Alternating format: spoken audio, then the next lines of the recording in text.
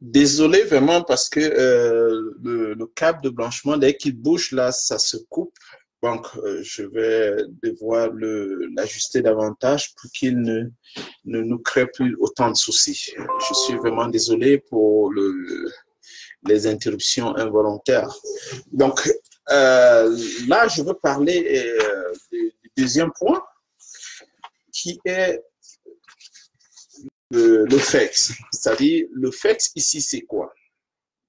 En principe, dans l'écosystème blockchain et autres, il y a la notion d'incitatif, il y a la notion également de jeton. C'est-à-dire, pour que la blockchain soit réellement effective, il va falloir qu'il y ait les deux. Parce que si vous regardez bien, il y a beaucoup de personnes qui veulent parler uniquement de la blockchain, ils ne veulent rien savoir de la crypto ou bien du token, mais c'est une erreur. Blockchain sans crypto, c'est comme avoir un ordinateur sans logiciel. Je répète, blockchain sans crypto, c'est comme avoir un ordinateur sans logiciel. Donc, ça veut dire que pour qui les deux fonctionnent réellement, que ce soit en parfaite harmonie avec la vision qu'on a, c'est qu'on doit combiner l'infrastructure technologique avec l'incitatif qui est le jeton. Donc, les deux forment en quelque sorte l'ADN de cette innovation.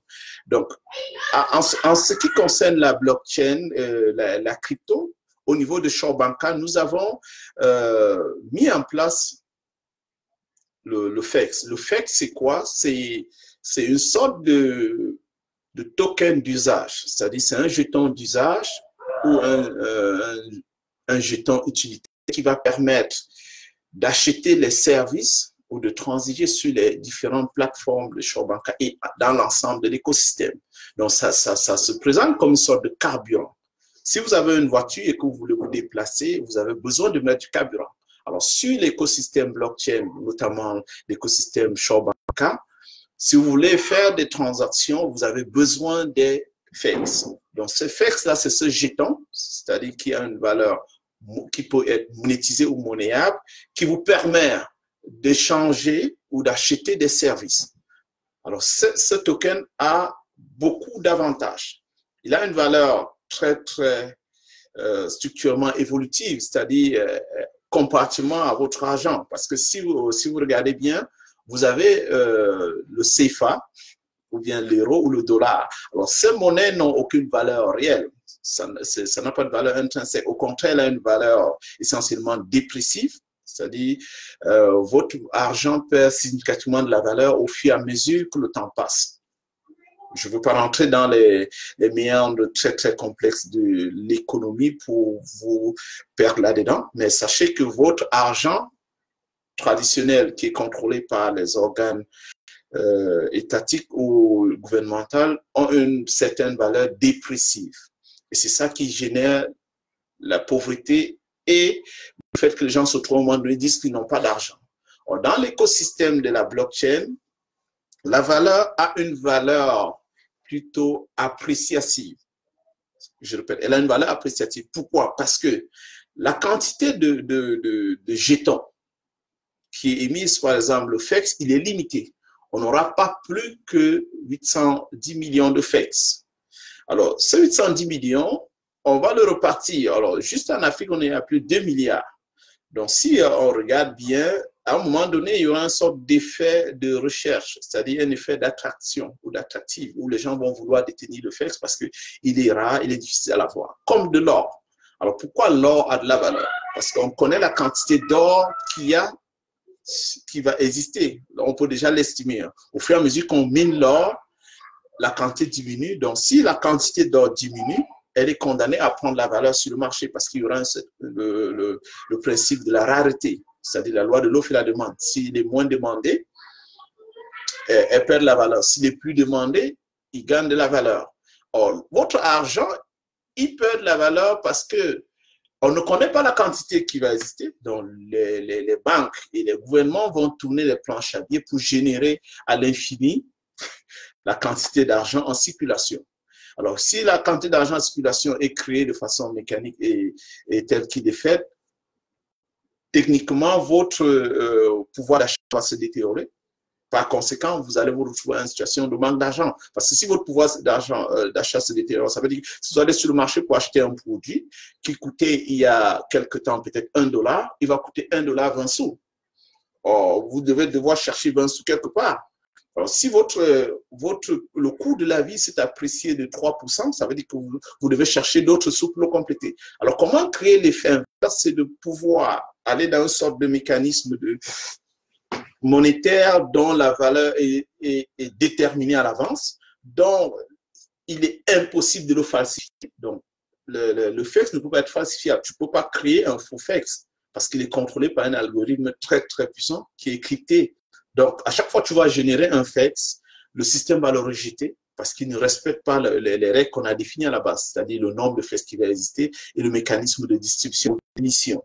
Et les utilisateurs auront à un moment donné besoin de ça pour gérer leurs échanges. Alors, plus on l'utilise, plus on va l'utiliser, plus il va prendre la valeur et les gens vont utiliser maintenant comme moyen de stockage de valeur. Pourquoi les gens utilisent l'or pour stocker leur valeur? C'est parce qu'ils savent de façon pertinente que l'or est rare et il prend de la valeur. Juste sur 20 ans, si vous observez l'évolution du prix de l'or sur le marché, vous allez vous rendre compte qu'il s'est substantiellement apprécié. Je dis bien, c'est substantiellement apprécié. Alors, les règles, le mécanisme de la blockchain obéit à ça, c'est-à-dire la crypto obéit au même principe. Il est condamné à s'apprécier. Si vous regardez le Bitcoin, depuis sa création, son inception, c'était au mois de janvier 2009, le 3 janvier, le premier bloc a été miné. Aujourd'hui, ça fait 10 ans. Alors, au premier bloc, la valeur du Bitcoin était à $0. Ça ne valait rien. Ça n'avait aucune valeur. Aujourd'hui, le même Bitcoin, ça a été négocié. Ça s'est négocié au mois de janvier 2018 à plus de 15-20 000 $. Alors, il y a une sorte de dégringolade où la valeur aujourd'hui se négocie à 4 000. Il y a un effet réel qui explique ça. Je ne veux pas rentrer dans les méandres de l'explication du cours boursier qui ne reflète essentiellement que le comportement psychologique et émotionnel des intervenants. On va rester dans comment ShoreBank apporte une sorte de solution pour répondre à cela. Alors nous, notre crypto qui est le FEX, il n'est pas indexé sur le Bitcoin, donc sa valeur n'est pas volatile. Je répète, il n'est pas indexé sur le Bitcoin, la valeur est indexée sur un panier pondéré de plusieurs valeurs, notamment la crypto, l'or, les actifs tangibles, qui permet de neutraliser la volatilité. Alors, les premières transactions de FEX ont eu effet à partir du 11 septembre 2018, c'est-à-dire ça fait 3-4 mois. Alors, à l'émission, la valeur d'un FEX était à 0,05 sous, donc à peu près 28 francs CFA. Alors, à l'heure où je vous parle, la valeur, selon le principe et tout ce qu'on a déjà ajouté, est autour de 0,08 sous. Il y a une nette appréciation de l'ordre de 0,03 sous. Donc, il est passé de 28 francs, si on veut l'évaluer en francs CFA, de 28 francs CFA à se négocier à 49. Alors, qu'est-ce qui explique donc cette appréciation? Parce qu'il faut noter que dans l'appréciation de la valeur d'une monnaie ou d'un actif, il y a plusieurs mécanismes qui le justifient, notamment l'adoption, c'est-à-dire au fur et à mesure où les gens joignent et décident de l'utiliser comme moyen de transaction ou de stockage de valeur, parce qu'il faut le dire, tout actif doit avoir minimalement 3 fonctions. Comme l'argent, il est un instrument de paiement, un instrument de mesure de valeur et un instrument de stockage de valeur. Donc, je peux garder ma valeur dans l'argent. Parce que les gens n'ont pas souvent une réelle compréhension de la monnaie ou de l'argent, parce que c'est l'une des technologies qui est là depuis des millénaires, qui a beaucoup évolué, suivi des transformations, au point où les gens pensent que l'argent, c'est de détenir un billet ou bien d'avoir de l'argent sur son compte. Non. La valeur est dans l'échange et dans la capacité d'échanger. Donc, plus une valeur change de main, plus elle va s'apprécier. Je répète, si une valeur, que ce soit de l'argent ou un actif ou l'or, s'il change de main, ça veut dire que les gens en demandent. Si les gens en demandent quelque chose, elle est condamnée à s'apprécier. Deuxième des choses, il faut qu'il soit sûr. Alors, s'il est sûr et qu'il est difficilement duplicable, c'est-à-dire il est difficilement réplicable, elle est condamnée à prendre la valeur. L'argent, le dollar US, qui semble être la devise universelle telle que les gens pensent, est une monnaie, une fausse monnaie, c'est fake. Je le dis et je sais pourquoi. Il est fait pourquoi? Parce que le mécanisme de sa création et de sa gestion est complètement faussé et contrôlé par un organe central qui est la Réserve fédérale américaine qui, ma foi, a énormément créé de dégâts au cours des 100 dernières années. Ça a énormément créé des dégâts du point de vue instrument de mesure de la valeur ou d'échange. Donc là, on s'en va vers un autre paradigme où la valeur est condamnée à s'apprécier. Alors, comment le déterminer? Il faudrait maintenant qu'on regarde, si vous, je vais vous partager là des liens où vous pouvez aller faire une transaction banale. Le minimum de faire ce qu'il faut acheter, c'est 10 sous, pardon, 10 $, c'est à peu près 5600. Vous achetez le FX. Vous voyez un peu comment ça se passe. La transaction, elle est non seulement instantanée, elle est également déposée dans votre porte-monnaie électronique qu'on appelle wallet, dont vous avez accès à tout moment. Vous pouvez l'envoyer à une autre personne. Donc, l'écosystème Shop Banca vous donne cette possibilité illimitée d'avoir le contrôle de votre valeur, de transiger avec des gens et de contrôler votre argent.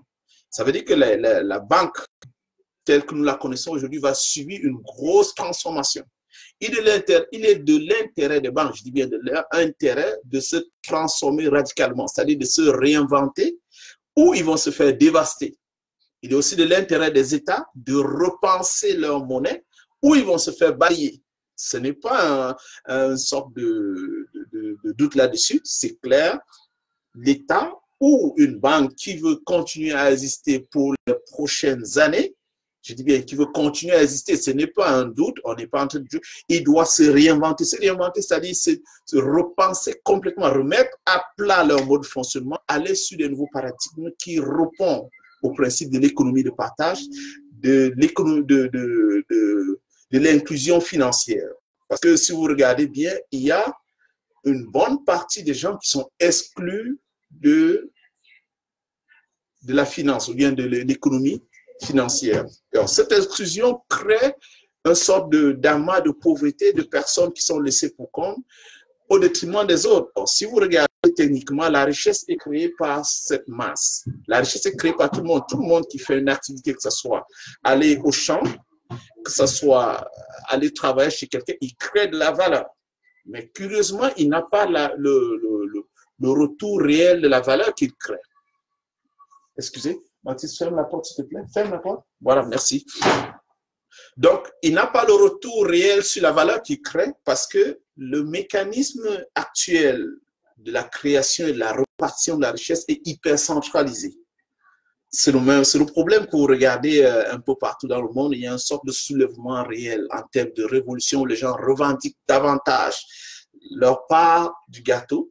Parce que techniquement, les structures existantes, que ce soit l'architecture juridico-légale qui est mise en place, ne récompense pas les gens réellement selon leurs efforts. Il y a toujours à chaque fois des frictions, des manipulations, des tricheries, des corruptions. Alors sur la blockchain, c'est impossible de corrompre.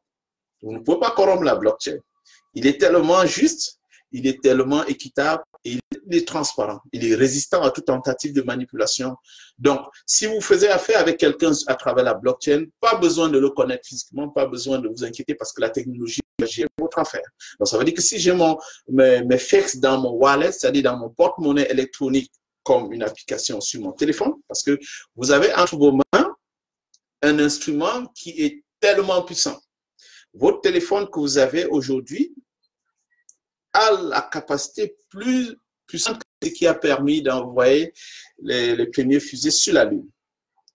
Il y a à peu près 50 ans. Donc, votre téléphone, c'est un outil incroyable. Il va non pas seulement servir à aller sur Facebook, voir des choses et rire et liker. Non, il va être votre identité, il va être votre porte-monnaie, il va être votre moyen de communication et d'identification.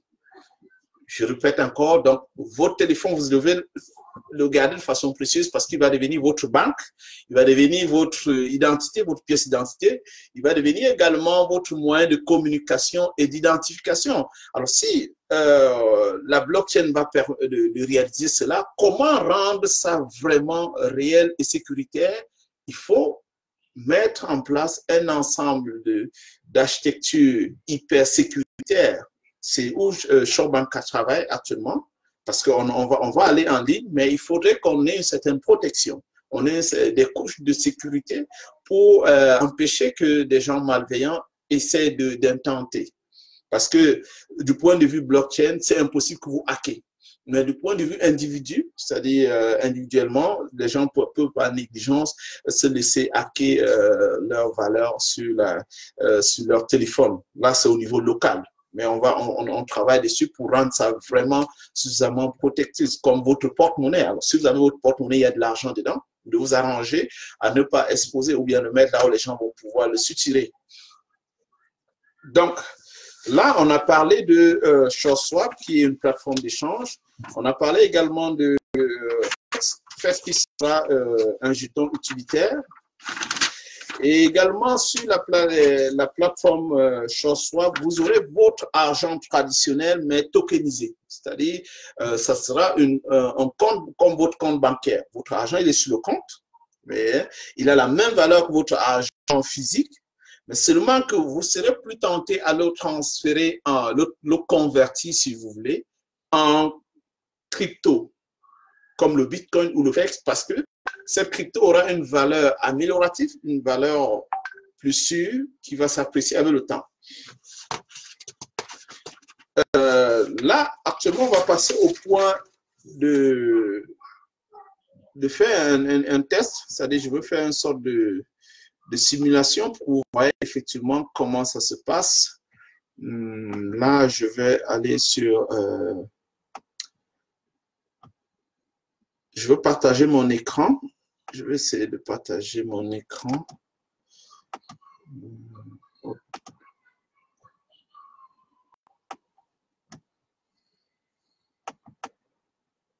Vous pouvez poser des questions, hein? Ok, il y a Amadou qui demande d'utiliser des faits du quotidien pour mieux expliquer. Ok, dans le fond, les faits du quotidien, c'est très simple.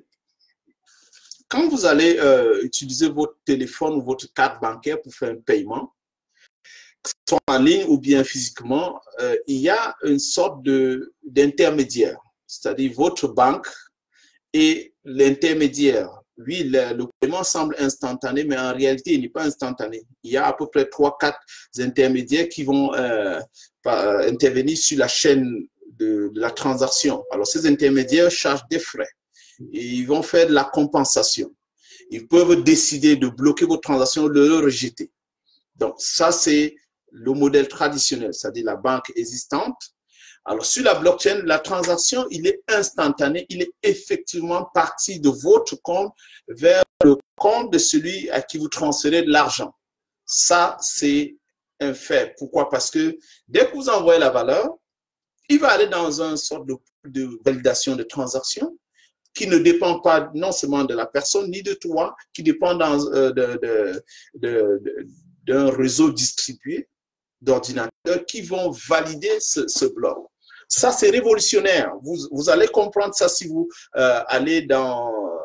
vous faites une transaction en blockchain et que vous pouvez vérifier comment la transaction se processe. C'est-à-dire, si j'envoie un jeton ou une crypto à une personne Y, quel est le temps de confirmation et que devient la transaction après? Il va rester inscrit sur le fichier comme un registre comptable ou un livre où vous écrivez une information sans possibilité de le modifier. Donc, cette personne a la valeur. Donc, dorénavant, si j'avais 100 pièces dans mon porte-monnaie, qui est le wallet, et que j'ai transmis 30 de ces pièces-là à une personne Y, alors ces 30 pièces sont dorénavant à cette personne et tout le monde peut le vérifier. Tout le monde peut savoir qu'il n'est plus à moi d'une façon très, très transparente et sécuritaire. Deuxième des choses maintenant, excusez-moi, je n'arrive pas à partager mon écran. Je crois que je vais devoir l'arrêter pour redémarrer une autre session afin de partager mon écran pour que vous puissiez voir un cas concret. Donc, je suis désolé, vous devez vous reconnecter après quand je vais partager l'écran pour qu'on aille vers une transaction pour que vous voyez effectivement comment ça se présente. Parce que là, je suis rendu au point cas concret parce qu'il y a des gens qui en demandent.